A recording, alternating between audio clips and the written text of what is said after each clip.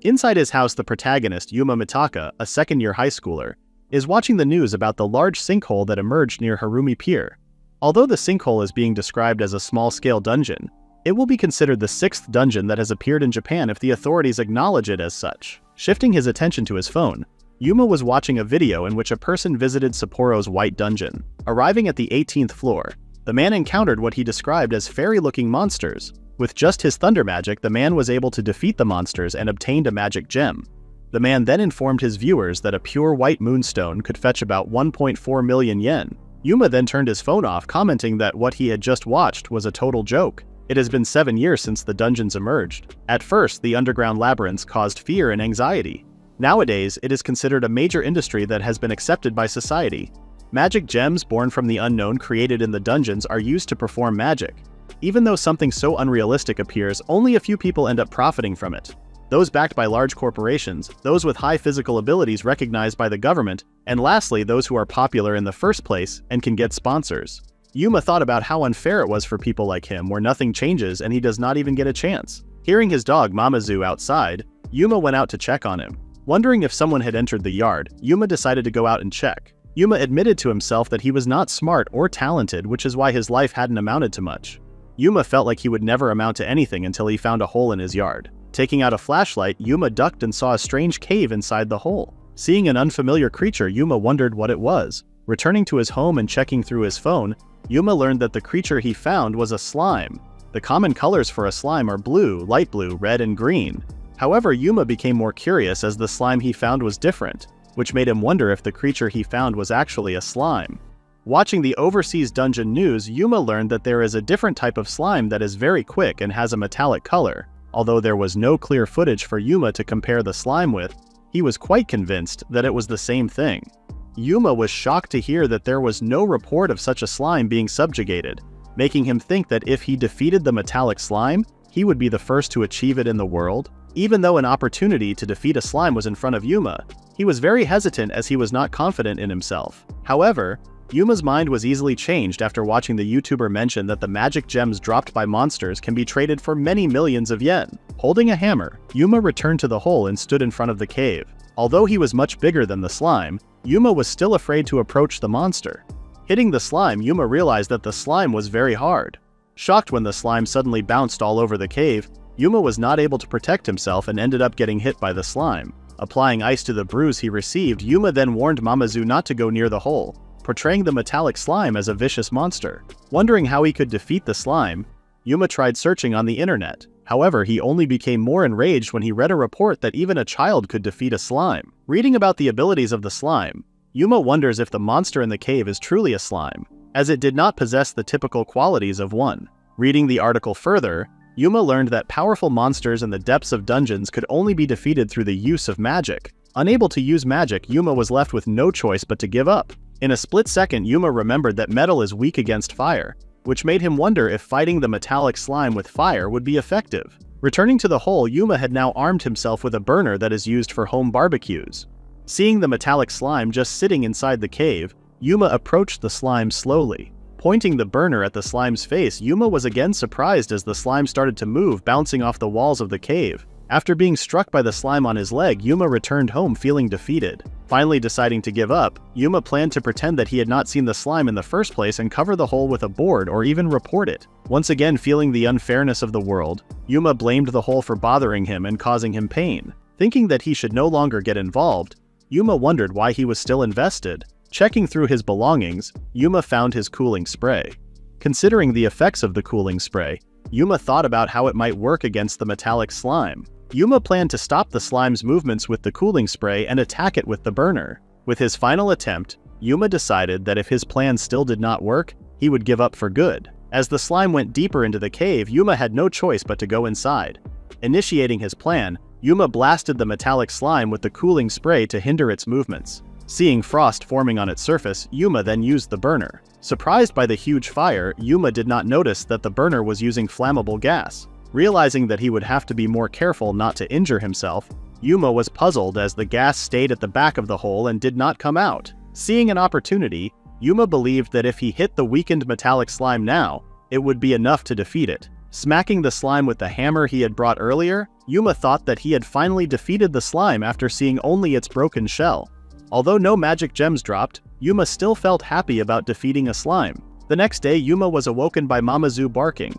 After heading downstairs, Yuma was told by his mother that their dog had been barking all morning and ordered him to check it out. When Mamazu dragged Yuma to the hole, Yuma had a gut feeling.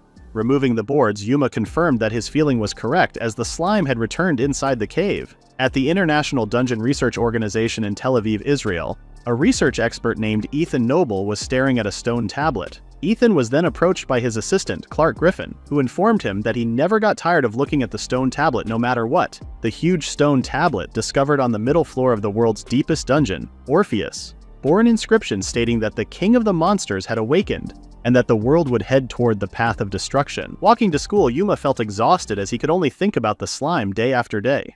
Yuma was surprised when his childhood friend, Kaede Ichinose, greeted him from behind. Kaede was disappointed in Yuma for not greeting her properly. Kaede then pointed out how Yuma used to barely make it to school on time but now was getting to school quite early. Commenting on how they would be in year 12 when spring came, Kaede wondered if Yuma had become self-conscious. Kaede asked Yuma if he knew what Rui had been doing lately. Yuma did not have an answer for Kaede since he was in a different class from Rui. Yuma was surprised when Kaede mentioned that Rui wanted to find work in the dungeoning business in the future. Calling Rui a bandwagoner, Yuma shared his thoughts about dungeoning being quite unstable. Yuma looked puzzled when Kaede informed him that the dungeoning business was currently booming. Kaede then shared with Yuma about the special types of dungeons, including the White Dungeon, which had the magic gems that could treat injuries and illnesses. Such reasons alone had gained the attention of healthcare companies, which some companies were now investing in. Kaede was amazed by Rui, as he already had a clear future in mind. When Kaede asked Yuma if he had already thought about his future, Yuma suddenly felt empty and tried to avoid the question. Back in the hole, Yuma was watching trivia on his phone about monsters respawning regularly after being defeated. Such a system was being used by others to grind for magic gems to their heart's content. However, the downside of such a system was that the drop rate was about 1%. Seeing the metallic slime respawning back inside the cave, Yuma suddenly thought about how he would obtain one high-quality magic gem if he killed the metallic slime every day for 100 days. Knowing that the metallic slime was a rare monster, Yuma believed that a magic gem from a rare monster would likely fetch $1 million. Yuma could not contain his excitement just thinking that he would get $1 million every 100 days. Suddenly remembering Kaede mentioning how amazed she was by Rui, Yuma came to his senses and disregarded what he was thinking as he became solely focused on his new plan of getting rich, which involved the metallic slime. As Yuma became excited, he never once realized the difficulty he would face in achieving his easy future. Killing the metallic slime day after day, Yuma became more and more depressed since there were no magic gems dropping.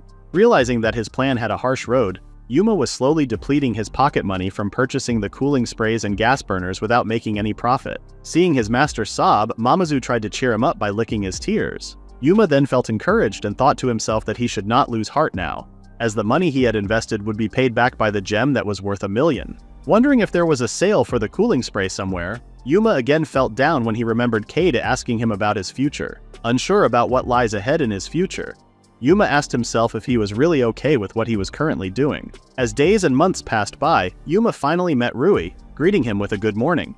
Seeing Rui carrying so many chocolates, Yuma realized that it was Valentine's Day. Impressed by how many chocolates Rui had received, Yuma asked him what he would do with the chocolates. After telling Yuma that he would share the chocolates with his family, Rui then offered some to Yuma, to which Yuma immediately refused and told Rui that he didn't like sweets. Yuma lied, as he had always loved sweets. Yuma remembered that Rui was interested in finding work in the dungeoning business and wondered if he should ask Rui personally. Kaede then asked Yuma if he had received any chocolates from her, as he hadn't gotten any in the past few years. Yuma looked clueless, as he had always received chocolates from Kaede. When school finally ended, Yuma was standing at the school gate when he was suddenly hit in the butt with a bag. Realizing that the person who threw the bag was Kaede, Yuma asked her not to hit him in the butt again. Kaede just snubbed Yuma, telling him how she had been thinking of giving him chocolates but couldn't do so since Yuma went home quickly. In reality, Yuma wasn't planning to go home right away. He had wanted to bump into Kaede and had ended up loitering around the school gates. Kaede then handed Yuma the chocolates she made, believing that Yuma wasn't getting any chocolates from anyone this year. Feeling embarrassed, Yuma told Kaede not to assume things, informing her that he had already received 1 or 2 chocolates. However, Yuma immediately shut his mouth when Kaede asked him to show the chocolates. After Yuma accepted defeat and thanked Kaede for the chocolates, Kaede then said her goodbyes. Unable to control his curiosity, Yuma asked Katie why she was giving him chocolates but not Rui.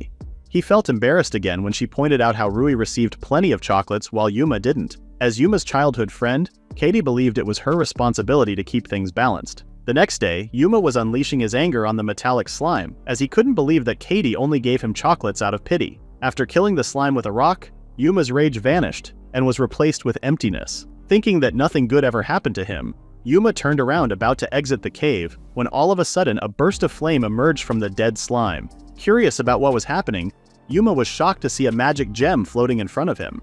After killing metal slimes day after day, Yuma had finally received his reward on the 18th day.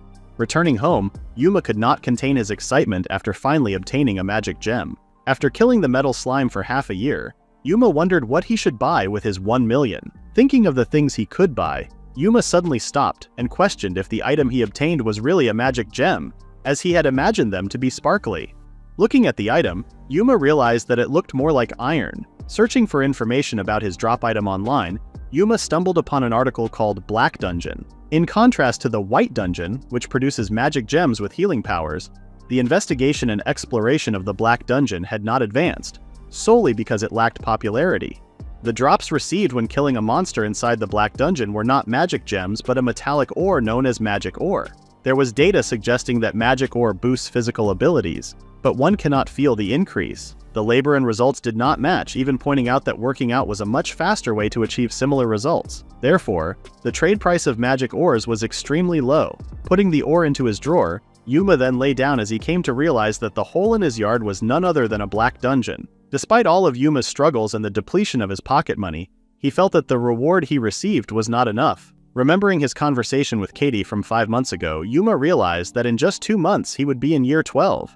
Believing he was about to achieve his dream, Yuma felt deeply disappointed after spending not just his time but also his resources. With Cade's words now stuck in his head, Yuma thought that he now had to think about his future. Thinking about how Rui, who had already chosen his own path and was working towards it, Yuma snapped himself back and told himself that his problem had nothing to do with Rui. Yuma then encouraged himself to achieve his future at his own pace and to do his best moving forward. The next day came and Yuma was once again woken up by Mamazu barking. Still not fully awake, Yuma told Mamazu that he could now stop barking as he had already filled up the hole yesterday. However, Yuma was surprised to see that the hole was open and even found the slime back inside the cave. Exhausted and without profit, Yuma pleaded with Mamazu to stop barking at the slime. Picking Mamazu up and bringing him inside the house, Yuma ended up receiving a lecture from his mother for being too noisy and disturbing the neighbors. Yuma was left with no other choice but to return to the cave with the slime. Back in his room, Yuma kept sobbing as he could no longer take the disappointment. Regretting not reporting the Black Dungeon to the authorities, Yuma was now left with no other option but to accept his fate, which included being scolded. He blamed the item for being a magic ore instead of a magic gem, which made him feel depressed. Yuma suddenly thought of an idea. Since he could not sell the magic ore, he figured he might as well use the magic ore himself. Watching tutorials and guides online, Yuma learned that by swallowing a magic gem or magic ore, one would be able to use magic. It was also noted in the tutorial that the gems and ores contained mana, and those people who did not have mana but tried to consume the item would not gain its magic benefits. One last reminder in the guide was for people to check their mana index first before consuming the item. After watching the tutorial, Yuma guessed that he should have a good amount of mana after killing the metal slime so many times. Checking online, Yuma learned that he could buy the mana index meter just like purchasing an electrical appliance. After spending $100 of his own money, Yuma was able to purchase the mana index meter. Obtaining the device at a cheap price even though it was second-hand, Yuma still thought that the purchase was a win. Feeling excited, Yuma could not wait to test out the mana index meter. However, when he tried to turn it on and off, the device remained silent. Yuma immediately returned to the store and complained to the staff that the device he bought from them was broken. The staff apologized at first, but then informed Yuma that there was no malfunction in the device after testing it. To prove to Yuma that the device was working properly, the staff presented 3 types of magic gems that had different index readings. Yuma looked puzzled after witnessing how the device worked just fine. When Yuma mentioned measuring the magic ore, the staff then remembered how magic ores generally have a low mana index. Upon learning that if the index is low, it would not show up in the reading at all, Yuma then mentioned using the device to scan his own mana index, asking the staff if he also had low mana since the device did not show any reading when he used it. The staff guessed that Yuma had misunderstood something and explained that humans can only absorb a part of the mana from the monsters they kill. If one defeats a monster with a mana index of 100, their own mana index will increase by only 1.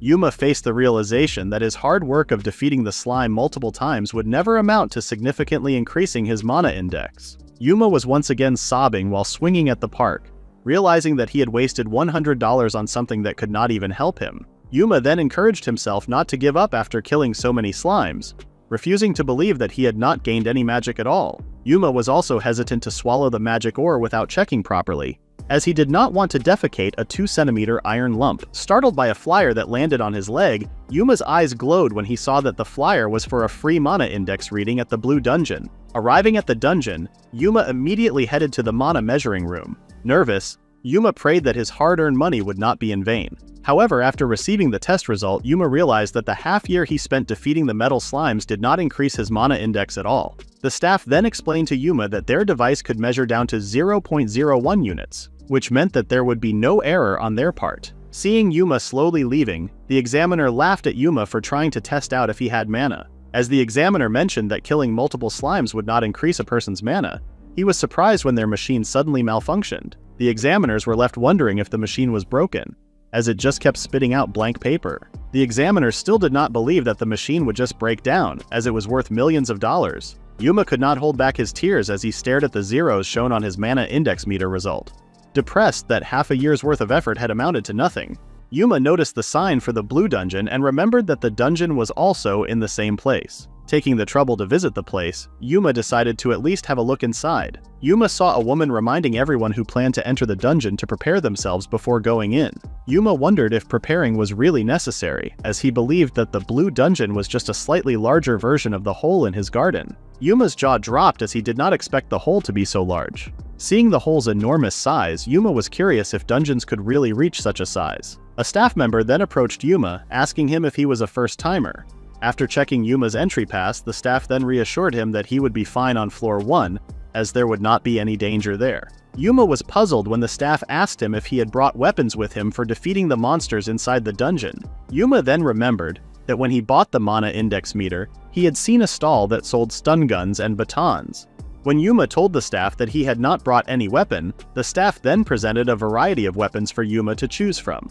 When Yuma asked if it was really okay for him to use the weapons, the staff reassured him that it was fine, as long as he returned the weapon afterward. Yuma ended up choosing a hammer, as he felt it was the right fit for him due to the experience he had against the metal slime. After taking the stairs, Yuma finally reached the doors of floor 1. Entering the floor, Yuma was amazed by the structure alone. Yuma had not expected the floor to still have light even after going so far down. However, Yuma believed that the reason the place did not feel dark was the many people on the floor. Observing all the people on the floor, Yuma realized that they were all formed into groups, which left him alone. Since everyone was looking for monsters, Yuma decided to take the opportunity and fight a monster in the blue dungeon. However, he wondered if there were still any monsters left with so many people on the floor. Noticing something moving beside him, Yuma turned and found an ordinary slime. Not expecting the slime to be so slow, Yuma could not help but compare it to the slime in his garden that jumped all over the place. Yuma used the hammer to attack the slime, which surprised him with how easily he defeated one. Yuma remembered that defeating a slime would not increase his mana index, which depressed him even more, as he asked himself the point of his hard work over the past 6 months. Regardless of his depressed state, Yuma still continued to hunt down slimes. After killing 6 slimes and more, Yuma was becoming more annoyed that he still hadn't gotten a single item drop. Yuma overheard a woman nearby talking about how she had obtained a 0.2 carat blue sky aquamarine magic gem, and believed that it was worth around 2,000 yen. Instead of selling the gem, the woman mentioned she would use it for herself so that she could use magic. After listening to the woman, Yuma wondered if his thinking was on the same level as an elementary schooler. Staring at his magic index result, Yuma accepted that he could never use magic no matter how many slimes he defeated. Meanwhile, at the International Dungeon Research Organization, Clark was approached by another researcher who asked him to pass along the envelope to Ethan. Clark asked the researcher if it was really okay for him to be the one to hand Ethan the envelope. The researcher then shares that he does not like Ethan, as he finds Ethan to be an odd and rude person. Even though Ethan is the type of person who judges things based on whether they are interesting or not, the researcher still cannot change the fact that Ethan is an outstanding scholar who was the first to discover mana. The researcher is certain that Ethan's expertise will be necessary for what he is handing over. Before leaving, the researcher tells Clark that he, too, should have a look at what is inside the envelope. After taking a look at the contents, Clark then passes it over to Ethan. According to the paper, mana is leaking out of the dungeons, and as time goes on, the amount will continue to increase. Both Clark and Ethan agreed that the situation itself would become a problem in the future. The reason why monsters are not coming out of the dungeons is that there is no mana above ground.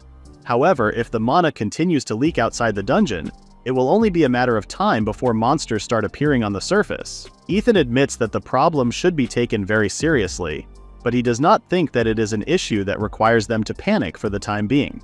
When Clark asks Ethan why he is so carefree after receiving such an important report, Ethan points out that the increase in density is still negligible, and that the only monsters likely to come out of the dungeon will be low-level monsters, which pose no immediate danger. After giving Clark a piece of advice, Ethan then informs Clark that there is something more important in the report. According to the report, the mana density in the upper levels is gradually rising, which means that monsters from deeper levels will start moving upward. Even after sharing this crucial piece of information with Clark, Ethan reassures him that they do not need to worry about that problem, as there are other issues that take precedence. Curious, Clark asks about the problem Ethan is referring to.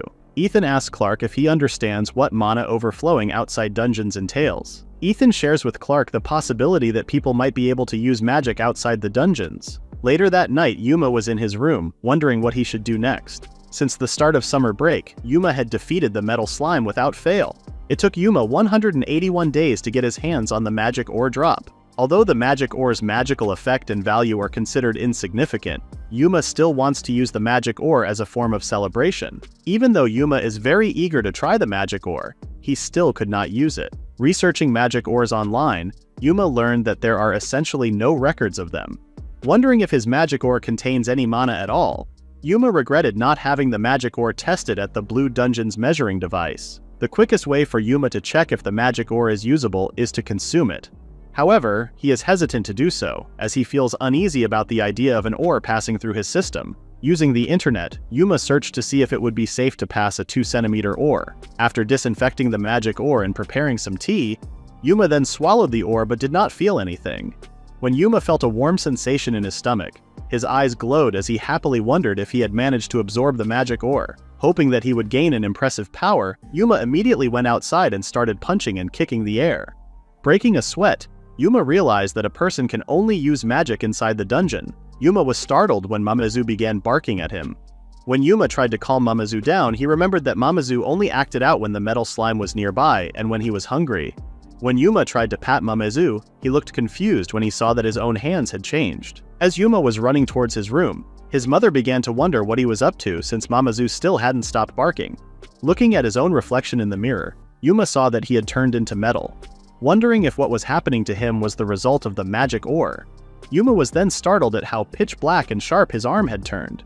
With the magic that turns one's body into metal, Yuma then questioned the logic of how he could use magic outside of the dungeons. Questioning what type of magic he had obtained, Yuma suddenly wondered if he could even go back to normal. Finding his new appearance very terrible, Yuma tried to encourage himself that he would not have a metal appearance for the rest of his life. Spiraling down, Yuma kept telling himself to turn back. Yuma finally broke down as he couldn't return to normal. Wondering what his next steps were, Yuma then blamed the metal slime for what had happened to him. Noticing how he looked exactly like the metal slime, Yuma then grabbed his hammer and hit his wrist. Not feeling any pain, Yuma was able to confirm that he was just as hard as metal. Using the tools he had used to fight against the metal slime, Yuma also confirmed his theory that he was weak against fire and cold. Noticing how his skin slowly turned normal, Yuma became extremely happy. Relieved that he was no longer all metal, Yuma then made fun of himself for being startled by how he looked. No longer feeling the metal sensation, Yuma wondered if that was the limit of the magic ore. The next day, Yuma tested out his theory and was able to turn into metal again. Yuma used the ore expecting nothing, like taking an exam without studying and not expecting that he would awaken an actual ability after being told that he had a 0 mana index. Seeing how his skin turned back to normal, Yuma was able to confirm that he could only be in the metal state for 5 minutes, and then return to normal. When Yuma tried to turn to metal again, he looked puzzled as he remained normal. Yuma guessed that he could only use his ability once a day. With his awakened ability, Yuma thought that he would be a big help inside the dungeons. Using his ability and fighting in the lower levels, Yuma believed that beating the monsters would be like a walk in the park. Imagining that he would also become like the streamer he had watched the day before, Yuma watched a video in which the streamer shared with everyone that the monsters in the deeper levels could not be defeated with physical attacks, as they had sturdy bodies capable of withstanding gunshots and shelling. The streamer also shared that there were different varieties of monsters, starting from fire-breathing dragons, strange wind-blowing birds, a demon clad in lightning, and even a spirit that controlled the cold. All of the monsters that were mentioned could only be defeated by magic and magic alone, as the streamer stated. Yuma, whose attack capability is physical and weak against both cold and fire, realized that he is still useless. Thus, Yuma is still unable to think of a way to use his ability. Thinking about his future is something that Yuma regularly worries about, but in the end, he just decides to laze around while envying the rich and famous people. Since Yuma had nothing better to do, he decided on going to a bottom-tier university that had low entry requirements. Even though Yuma thought that beating the slime was a bother, he still continued beating the metal slime every day as a morning routine. Spending his time every day lazing around, Yuma did not notice that a year had already passed since he discovered the metal slime. Meanwhile, inside the Red Dungeon in the Ibaraki Prefecture, people were running for their lives and calling for help as they encountered a dragon with sharp scales. The woman who was about to be devoured by the dragon was fortunately saved by Louis, who was only using a knife. With one slash, Louis was able to inflict a serious injury on the monster.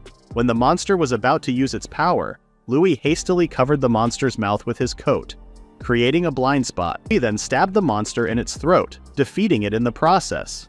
Louis was then approached by the others, asking him if he was all right. Louis reassured the others that he was fine, as the coat he borrowed for the trial session saved him by being fireproof. Wanting to make sure that Louis was indeed fine, the man asked for his name.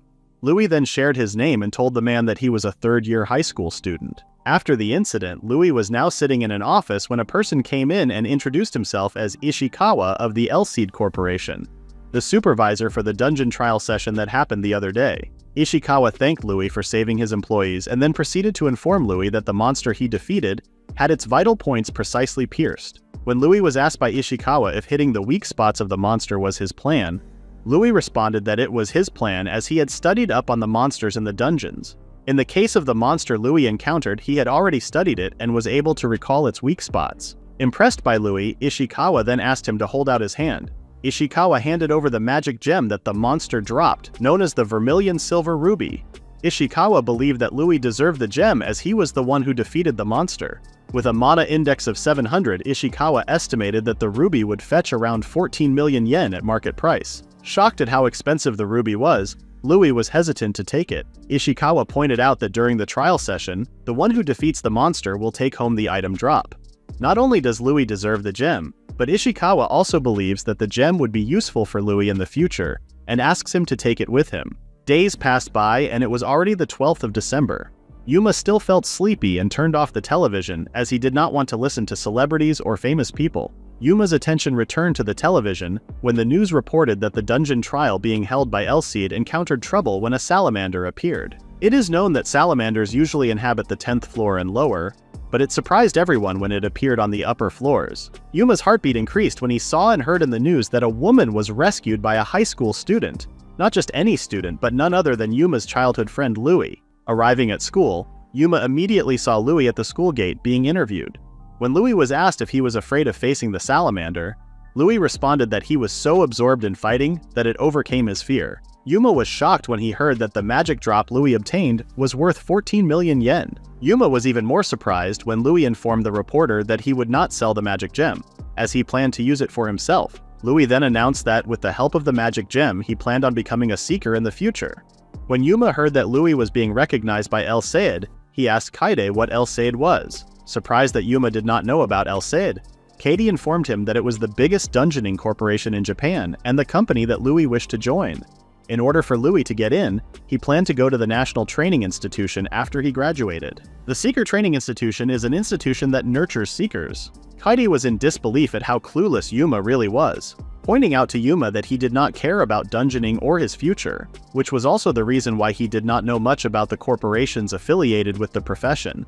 Kaede revealed to Yuma that she planned on joining Louis and entering STI after they graduated. With the ability to use healing magic through the white magic gem, Kaede pursued the idea of being a messiah. Yuma told Kaede that being a seeker was really hard and that there was a high chance she might not become one. Katie informed Yuma that she had already spoken with Louie and taken an aptitude test, which revealed that she had potential. As Katie finally found her dream for the future, she wanted to try her hardest to achieve it. Thinking about dreams and the future, Yuma realized that his friends, whom he deemed a rival, and the person he thought he'd be with forever, had now found something they wanted to achieve while he was stuck with nothing. As Yuma asked himself what he should do with his future, he couldn't think of anything that interested him at all that related to his future. However, Yuma also had no plans of giving up, knowing that he had to do something to avoid being left out. Pulling out his books, Yuma believes that the only difference between him, Katie, and Louie is their scholarly ability. In order to catch up with his childhood friends, Yuma plans to start studying seriously.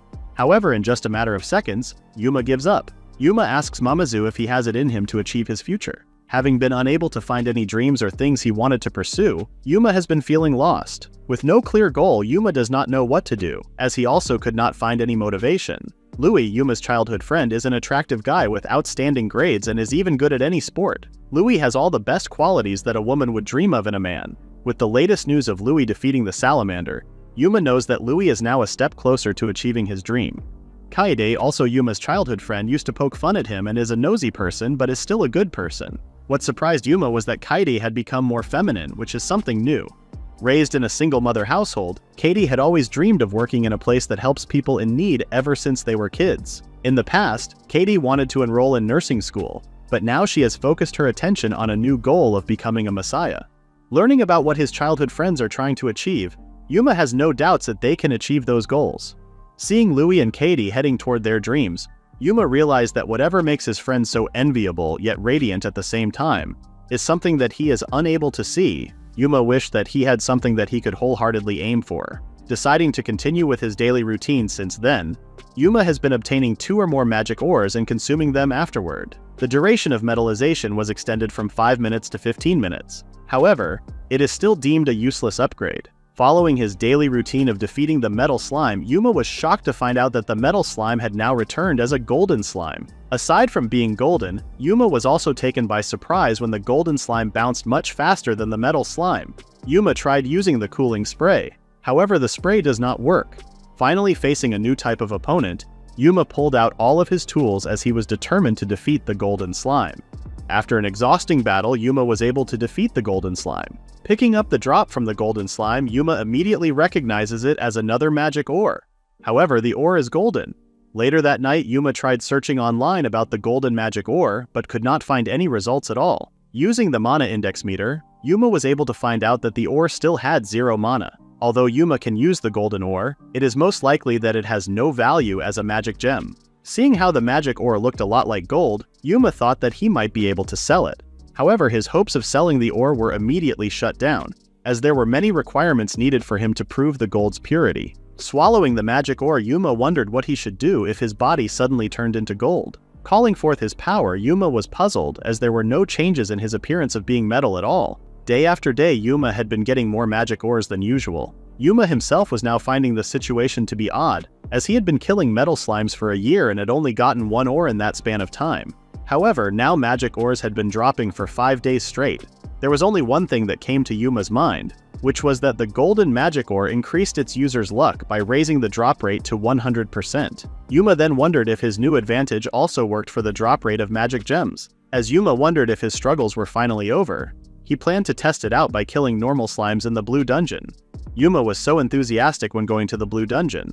However, he became depressed again when he returned with no magic gems. After his visit to the blue dungeon, Yuma continued with his routine and ended up obtaining 14 magic ores. After consuming enough magic ores, Yuma's metallization could now be maintained for a maximum of 70 minutes. Just when Yuma was about to wallow in his situation, he could not believe it when he saw another color variation of slime. After the golden slime, a red slime had now appeared. Yuma was then taken by surprise when the red slime suddenly attacked him. Not angry, Yuma pointed out to the red slime that he did not like using his ability, as it ripped up his clothes. However, he also could not back down from a one-on-one challenge. Now fully metal, Yuma easily deflected all of the red slime's attacks. Using his burner to inflict damage on the slime, Yuma looked puzzled as the slime was not hurt at all, making Yuma believe that the slime was immune to heat. Using his phone, Yuma searched online for how to defeat the slime. Following the article he found, Yuma prepared his newly devised weapon against the red slime. Planning to cover the red slime with rust, Yuma was very confident that he would achieve victory. When Yuma finally defeated the red slime, he was very happy. However, when he returned to the black dungeon the next day, he was surprised to see the slime reviving again, but now sporting a different color variation. Upon learning that the new slime was immune to cold, Yuma once again faced another obstacle. Preparing flammable materials for his fight with the slime, Yuma once again achieved victory against the new type of slime.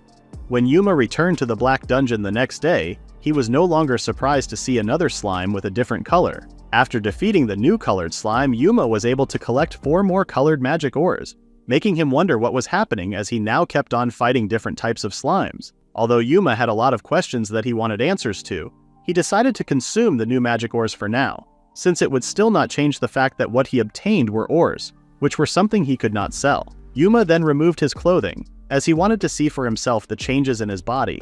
Activating his metallization power, Yuma looked puzzled as he saw himself in the mirror, now sporting a different appearance. Yuma then became worried as an object grew out of his head. Seeing how scary his new look was, Yuma told himself that he would return to normal once his skill wore off. He almost forgot to search for information about what he had consumed. For white dungeons, they generate white or transparent magic gems that enable the user to wield healing magic. For red dungeons, they enable the user to wield fire magic. For the blue dungeon, they generate blue magic gems that enable the user to wield water magic. For yellow dungeons, they give the opportunity to allow a user to wield lightning magic. Green dungeons enable the user to wield wind magic. Lastly, black dungeons generate magic gems that strengthen the user's body. Since the magic ores had the same color as the magic gems, Yuma assumed that each ore also had the same attribute as the corresponding dungeon. Testing out his theory, Yuma tried burning himself using the burner. Yuma became happy when he did not feel the heat. Testing out the cold spray, it was the same as with the burner, as he could not feel the cold. With red ores being fire resistant and blue ores being cold resistant, Yuma became more excited as he theorized that the other ores he consumed might also prove that he was resistant to the other elements that corresponded with the dungeon colors. Yuma now felt amazed with his newfound powers, as he was now fully resistant to fire, water, wind, and lightning. With his newfound powers, Yuma remembered that he still hadn't found his dream or goal to pursue. It didn't matter how much his body turned into metal or how much attribute resistance he acquired, as it still would not be useful in his daily life. Regardless of not having a goal, Yuma still wanted to acknowledge the reward he had gained from all of his hard work. Lying on his bed, Yuma assumed that the next color he might get would be white, which he looked forward to. However, what Yuma faced next was not a white slime, but a huge black slime instead. On the day that Yuma defeated the golden slime, Ethan wondered what was happening when he saw the researchers causing a commotion, only to find out that a Duke-ranked beast had been defeated. Based on their knowledge, only 2 Duke beasts and 1 Lord beast had been defeated, and the recent one was the 3rd Duke to be defeated. Ethan understood why there was so much commotion since it had been 3 years since a unique monster had been defeated. What intrigued Ethan more was that it was a black ore that had been crushed. While the matter was still being confirmed, Clark assumed that the one who defeated a Duke beast must come from a significant clan.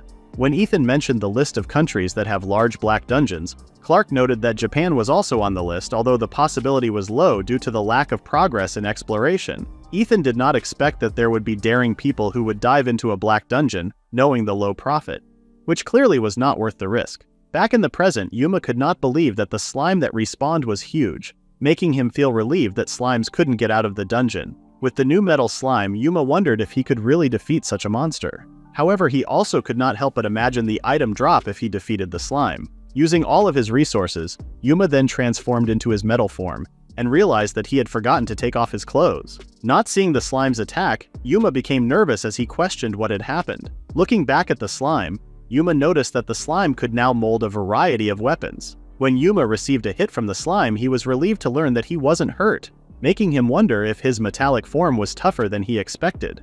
Seeing the slime molding different types of weapons, Yuma cried out as he deflected all of the attacks, informing the slime that the attacks would not work. Although the attacks did not hurt, Yuma's clothes still suffered significant damage and were now badly torn. Yuma was still confident that he would win, as not only was he unharmed, but he also still had sprays and burners at his disposal. After fighting for an hour, both Yuma and the slime were exhausted. Yuma then wondered what his next step should be, as he had now used up all of his sprays and burners. Anger welled up in Yuma when the slime knocked his hammer away, an object Yuma had used since the beginning. Pissed off, Yuma punched the slime with everything he had, defeating it in the process. When Yuma finally returned home, he ended up receiving an earful from his mother. Staring at the magic stone he had obtained, Yuma felt confident and believed that his mana should have increased. Unfortunately, when Yuma scanned both himself and the magic ore, the device showed that they had a magic index of 0. After consuming the magic stone, Yuma initially felt a warm sensation inside him, but then later realized that the heat was much more intense than anything he had felt before. Relieved that the sensation had finally settled down, Yuma wondered if the feeling he experienced also caused a change in his appearance. Eager to test his new ability, Yuma forgot to take off his clothes as he activated his skill. Yuma looked puzzled as his transformation was now different, with black liquid covering his entire body, giving him a monster-like figure. With his newfound strength, Yuma wondered if he had also gained other special abilities, like the giant slime's weapon transformation. Testing his theory, Yuma immediately confirmed it when he was able to form various types of weapons in his hand. Yuma also learned to move in a liquid form, which even startled Mamazu. At the same time Yuma was fighting the big slime, the chief researchers at the International Dungeon Research Organization were holding an emergency meeting. The researchers discussed the abnormal events surrounding the Orpheus tablet, which had been happening for 4 consecutive days. Chairman Maya Berger pointed out that 4 lords had been defeated in succession after the Black Duke was defeated 2 weeks ago. The physicist, James Bright, pointed to the biologist, Li Haoran, insinuating that their country was hiding something. As the two got into a heated argument, Ethan then interjected, asking everyone if entering 4 dungeons simultaneously was even possible in the first place. In the past, a lord found in America had been defeated by 15 seekers, including the Flame Emperor Albert, also known as the strongest seeker. Even the group with such powerful seekers still encountered 7 casualties. James then informed Ethan that they had no explanation for why the ores on the tablet were breaking. Ethan shared his thoughts that their assumptions might have been wrong from the start. The ores on the tablet were arranged in a colored pattern, and everyone assumed that monsters from dungeons of the same color were involved. With the question in their minds of whether the red, blue, yellow, and green lords that were defeated came from the same dungeon, the researchers believed there might have been an unreported dungeon. Expanding on his theory, Ethan suggested that the person who defeated the Duke in the newly discovered Black Dungeon had continued to defeat the lords in quick succession. Although all they had was speculation, Ethan believed it was the only logical explanation they had. With the record of a Duke and lords being defeated, Ethan believed that the person who had defeated these high-ranked beasts was now on par with, or even stronger than, the world's strongest seeker groups. As James stood up, rejecting Ethan's theory as ridiculous, their meeting was suddenly interrupted by Clark, who informed them that one of the 6 kings, the Black King, had been defeated. Ethan smiled, believing that his theory might not be completely wrong. Yuma woke up feeling exhausted. The huge slime he killed the day before had consumed all his stock of cooling spray and burners. With no tools left to fight another metal slime, Yuma already anticipated that another strange slime might appear. After greeting Mamazu, he was surprised to find that Mamazu was no longer barking. When Yuma checked on the Black Dungeon, he was puzzled to see that the hole was no longer in the yard. He began to wonder if the slime he killed yesterday was the boss that permanently closed the Black Dungeon upon its defeat. Annoyed that the hole had suddenly vanished, Yuma tried to think of the advantages of its disappearance, such as no longer needing to wake up early in the morning to hear Mamazu barking. Returning to his usual route, Yuma felt dazed. With the hole in his yard finally gone, he guessed that things would be less hectic from now on. He thought of what he could now keep with the Black Dungeon gone. Although the hole had caused him so much pain that he wished it would disappear, Yuma found it hard to understand the sense of loss he felt seeing it gone. He was startled when Kaidi suddenly shouted a greeting at him. After Yuma responded, Kaidi expressed surprise at how early he was heading to school, and shared her relief that he had finally woken up early for once. Yuma, however, thought to himself that he couldn't tell Kaida how fighting the huge slime had taken so long and made him late the previous day. Instead, he lied and told her that he had simply overslept. With the Black Dungeon no longer in his backyard, Yuma believed he wouldn't be late anymore and reassured Katie that she wouldn't have to worry about him being tardy again. Later that night, Yuma was staring at a piece of paper. Following the advice of those around him, he had taken the entrance exam for a university that accepted him as long as he submitted the necessary documents. With campus life awaiting him in the spring, Yuma wondered if he was truly content with his decision. All his life, he had never had a specific goal or dream, which was why he never fully immersed himself in anything, as his interests were always shallow. Despite being aware of the kind of person he was, Yuma continued pretending otherwise, which only made him feel lamer. However, looking at his phone's search history, it was filled with dungeon-related topics. He remembered how he had spent most of the past year in the Black Dungeon in his yard. Although he hadn't had any admirable motivation behind his actions, he had still given it his all. Yuma never thought he would chase an unrealistic dream, knowing that his past self would have viewed such ambitions cynically. Now, however, Yuma felt confident in saying that he wanted to become a seeker. He opened the website for the STI, located in a semi-government Sector 3. The training institution was established 2 years ago. It is the first place in Japan to successfully capture monsters. As it doubles as a research facility, it conducts daily research on dungeons and monsters, including the development of cages, rooms, and artificial dungeons using magic gems. The institution aims to discover and cultivate talent through a 6-month curriculum. Exams are held every 2 months, and those who fail are expelled. For the self-promotion class, Yuma lists his abilities and explains how he acquired them. He notes that he is resistant to fire, water, lightning, and wind. His second power, which he obtained from the huge slime, is the ability to transform parts of his body into weapons, something he believes no other seekers can do. Another power Yuma has is the ability to transform into a metal form. By visualizing a gel-like state, he can transform himself into liquid metal, enabling him to move through narrow spaces. Yuma suddenly becomes nervous as he realizes that if others learn about his powers and their origin, he could be exposed for breaking the law. Upon further online research, Yuma learns that entering and exiting a black dungeon is strictly regulated compared to other dungeons. Discovering the laws associated with black dungeons leaves him frightened. Determined to avoid trouble with the government, Yuma decides to hide his abilities. He writes down his second weakness, the inability to use magic. He then focuses on his third and biggest weakness, the need to join an organization qualified to enter dungeons. Only corporations and certain government-authorized groups are allowed to explore deeper levels. To address this, Yuma plans to seek employment at a dungeoning corporation. Realizing the challenges he might face after the entrance exam, Yuma wonders what he can do next. The following day, Yuma hides behind a door and calls for Katie's attention. When he tells Katie that he needs a favor, she is surprised as he suddenly bows and asks her to teach him how to study. Kaide is curious about Yuma's sudden change of heart, knowing he has already been accepted into a university. When Yuma mentions that he wants to learn more about dungeons, he apologizes after Kaede realizes he is trying to enter STI. After some reflection, Yuma tells Kaede that he is serious and wants to do his best. Acknowledging his resolve, Kaede informs Yuma that STI emphasizes aptitude tests more than written exams. If Yuma studies diligently, his chances of passing the written test will not be 0. Knowing Yuma's tendency to complain, Kaede asks if he is truly ready for the challenge. From that day on, Yuma focused on studying. On the day of the examination, both Yuma and Kaede arrived at STI's main building.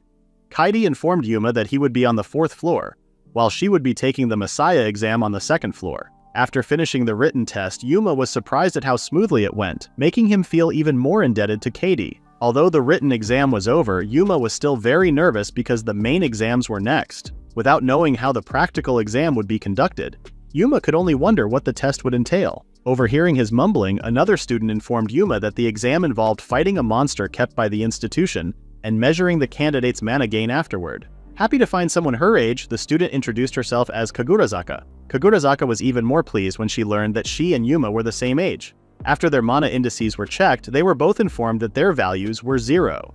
Kagurazaka encouraged Yuma, saying there was no problem starting at 0, and pointing out that the important factor was how much mana one could gain moving forward. She further explained that mana is a seeker's lifeblood, and that to use powerful magic for longer periods, a significant amount of mana is needed. She also mentioned that a barrier created by magic could protect the body and even reflect bullets. The acquisition of mana varied greatly between individuals, and even if 2 people defeated the same monster, the amount of mana gained could differ. She referred to this as the mana gain rate. An examiner then instructed them to stab the slime and have their mana indices measured again after defeating it. Kagurazaka was startled when she heard Yuma express concern that his mana index might not increase. Yuma was puzzled when Kagurazaka assured him that passing was still possible even if his mana index was low. She explained that some people have a low mana gain rate but a high upper mana limit, and this varied from person to person. With newfound confidence, Yuma believed that his hard work would now pay off. Slapping both cheeks, he told himself not to get cold feet and to do his best. An examiner called for everyone's attention and warned them about the possibility of injury during the test, asking them to listen carefully. Pointing behind him, the examiner informed them that it was the only artificial dungeon in Japan, and that the practical test would be held inside. That's the end at Chapter 8. Please view the comment below about the next part.